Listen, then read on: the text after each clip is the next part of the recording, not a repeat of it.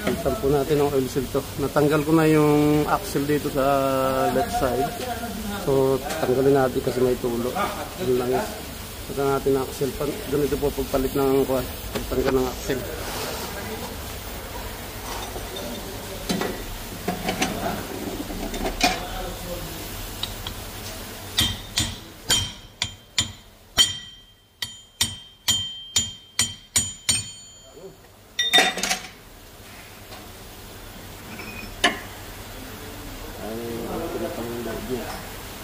So, ngayon tatanggalin po naman natin ang oil seal. So, ito naman kailangan gamitin natin. Spanner naman.